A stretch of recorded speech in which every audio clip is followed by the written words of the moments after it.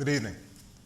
Tonight, I'd like to talk to you about the end of our combat mission in Iraq, the ongoing security challenges we face, and the need to rebuild our nation here at home.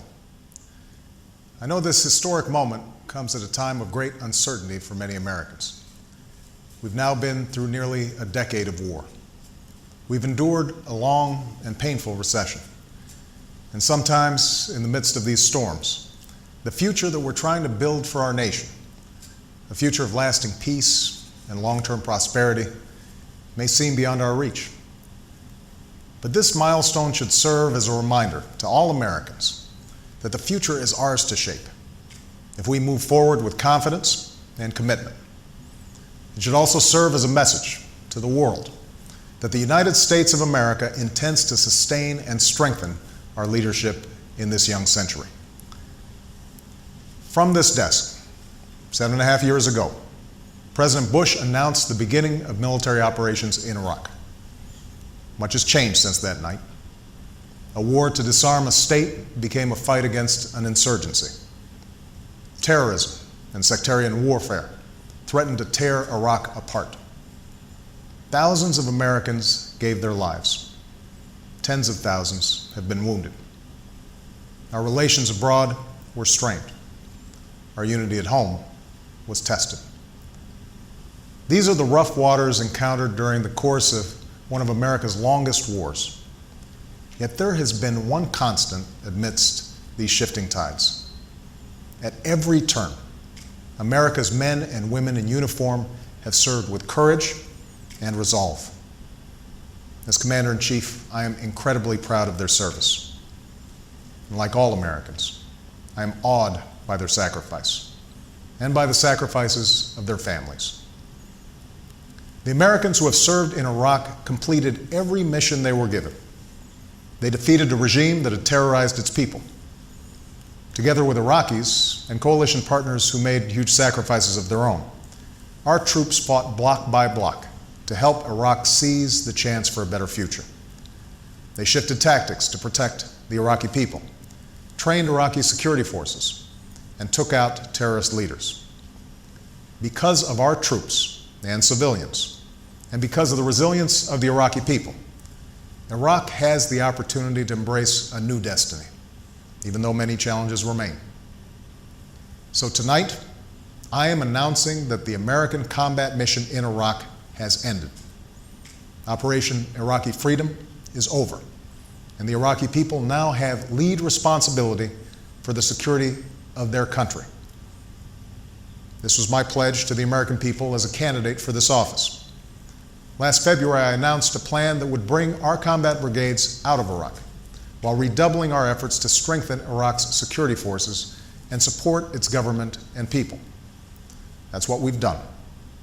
We've removed nearly 100,000 U.S. troops from Iraq. We've closed or transferred to the Iraqis hundreds of bases. And we have moved millions of pieces of equipment out of Iraq.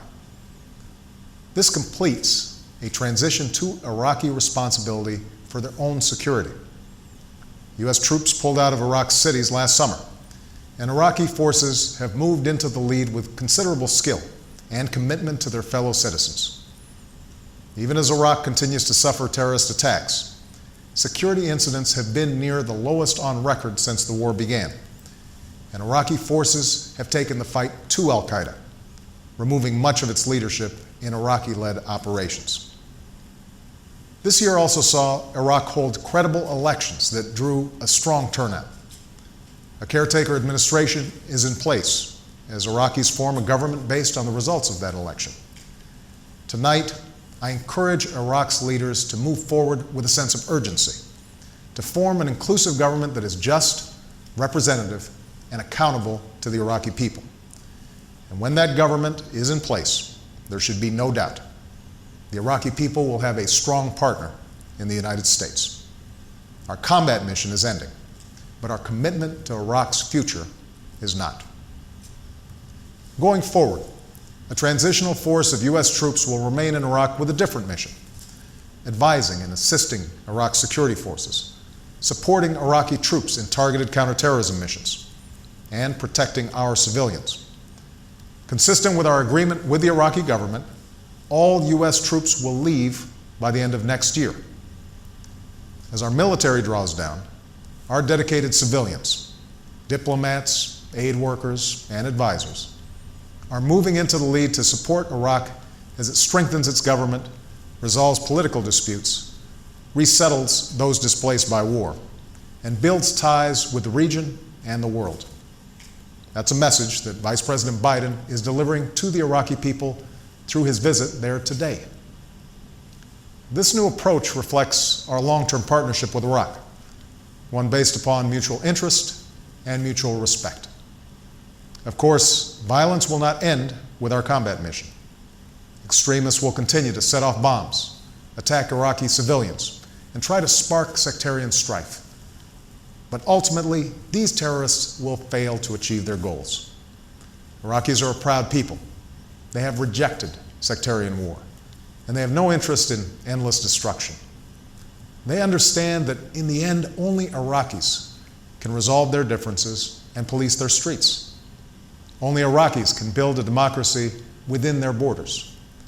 What America can do and will do is provide support for the Iraqi people as both a friend and a partner.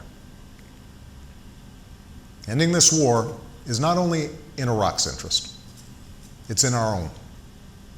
The United States has paid a huge price to put the future of Iraq in the hands of its people.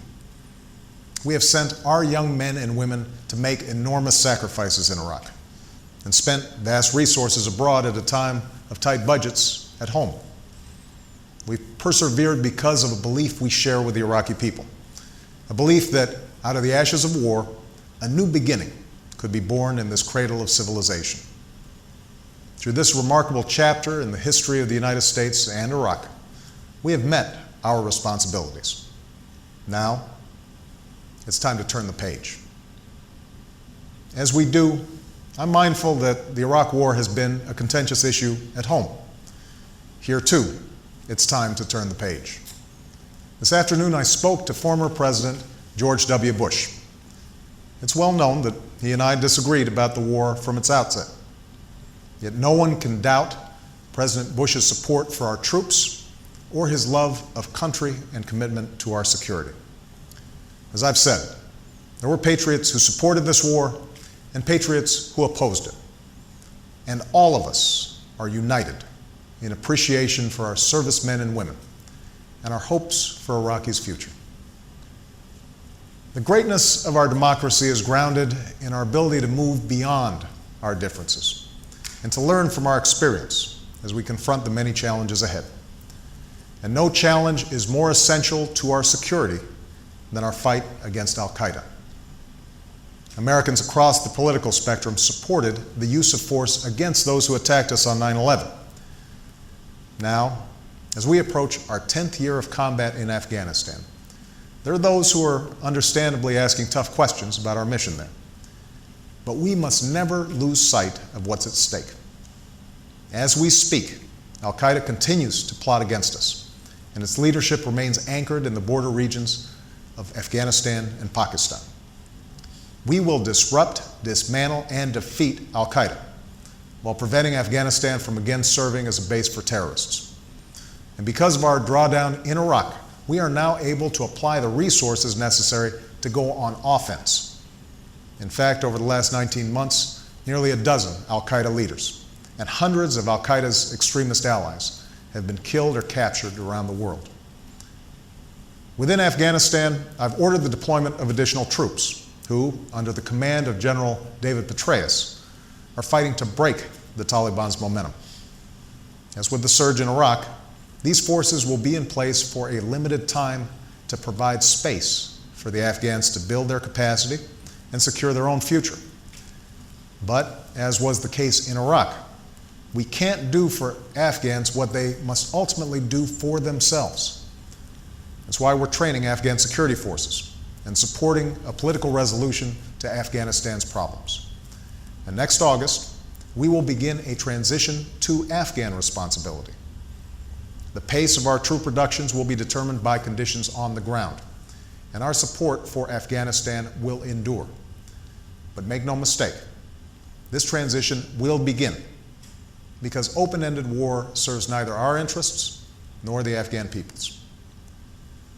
Indeed, one of the lessons of our effort in Iraq is that American influence around the world is not a function of military force alone. We must use all elements of our power, including our diplomacy, our economic strength, and the power of America's example, to secure our interests and stand by our allies. And we must project a vision of the future that's based not just on our fears, but also on our hopes. A vision that recognizes the real dangers that exist around the world, but also the limitless possibilities of our time. Today, old adversaries are at peace, and emerging democracies are potential partners. New markets for our goods stretch from Asia to the Americas. A new push for peace in the Middle East will begin here, tomorrow. Billions of young people want to move beyond the shackles of poverty and conflict. As the leader of the free world, America will do more than just defeat on the battlefield those who offer hatred and destruction. We will also lead among those who are willing to work together to expand freedom and opportunity for all people. Now, that effort must begin within our own borders. Throughout our history, America has been willing to bear the burden of promoting liberty and human dignity overseas, understanding its links to our own liberty and security. But we have also understood that our nation's strength and influence abroad must be firmly anchored in our prosperity at home. And the bedrock of that prosperity must be a growing middle class. Unfortunately, over the last decade, we've not done what's necessary to shore up the foundations of our own prosperity. We spent $1 trillion at war, often financed by borrowing from overseas. This in turn has shortchanged investments in our own people and contributed to record deficits.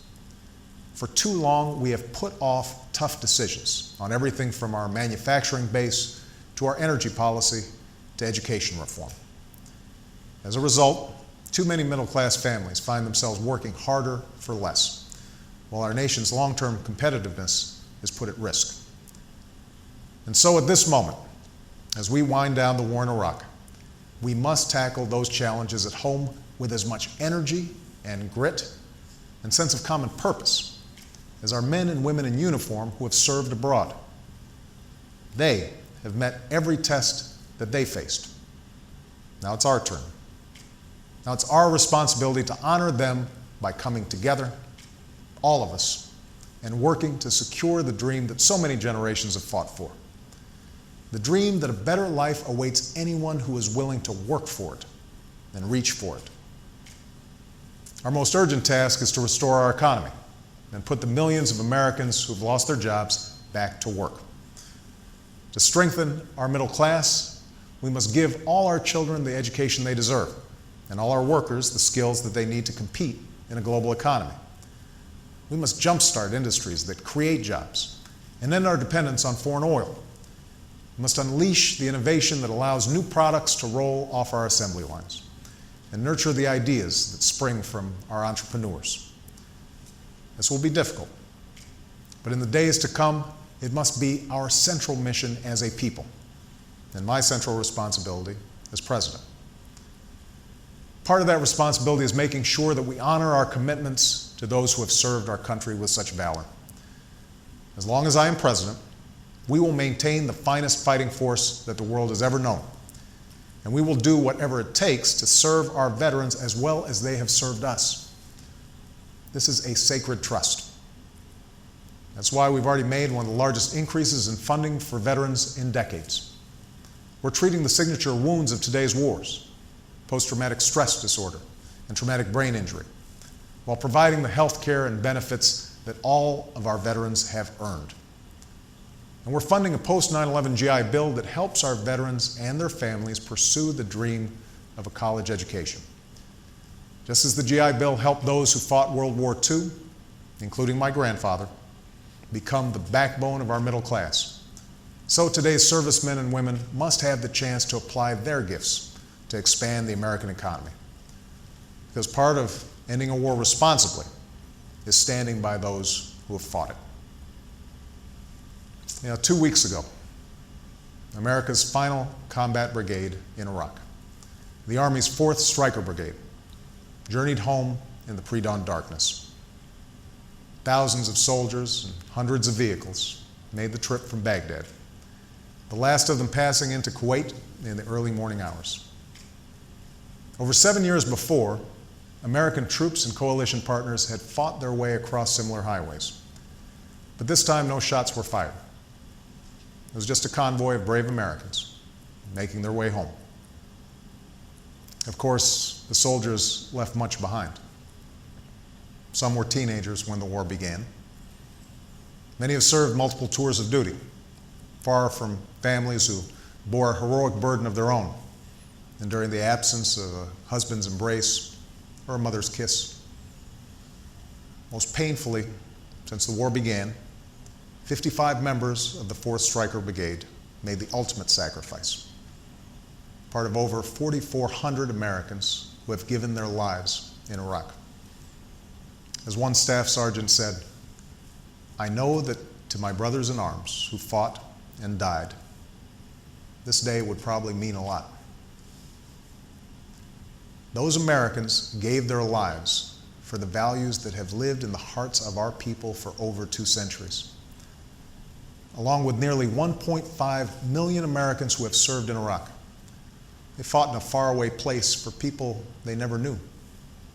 They stared into the darkest of human creations, war, and helped the Iraqi people seek the light of peace. In an age without surrender ceremonies, we must earn victory through the success of our partners and the strength of our own nation. Every American who serves joins an unbroken line of heroes that stretches from Lexington to Gettysburg, from Iwo Jima to Incheon, from Khe Sanh to Kandahar. Americans who have fought to see that the lives of our children are better than our own. Our troops are the steel in our ship of state. And though our nation may be traveling through rough waters, they give us confidence that our course is true and that beyond the pre-dawn darkness, better days lie ahead. Thank you. May God bless you, and may God bless the United States of America and all who serve her.